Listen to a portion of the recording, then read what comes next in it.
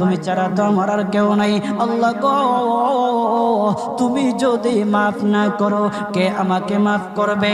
তুমি যদি মাফ না করো কে আমাকে মাফ করবে?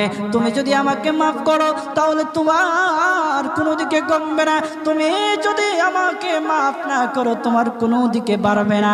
আল্লাহ গো, তুমি আমাকে মাফ করে দাও। সারাটা জীবন অন্যায় কাজ করেছি, সারাটা জীবন নাফরমানি করেছি, আমার কাছে কালেমার দাওয়াত কম আসে নাই, আমার কাছে কালেমার দাওয়াত কম আসে নাই, আমাকে লোকেরা কম বোঝায় নাই।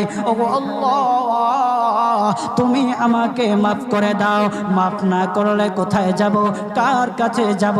বাবা যখন মারে তখন মার কাছে আশ্রয় নেওয়া যায়, মা যখন প্রহার করে তখন বাবার কাছে আশ্রয় নেওয়া যায়, বাবা মা যখন প্রহার করে তখন দুনিয়ার কারো না কারো কাছে আশ্রয় নেওয়া যায়।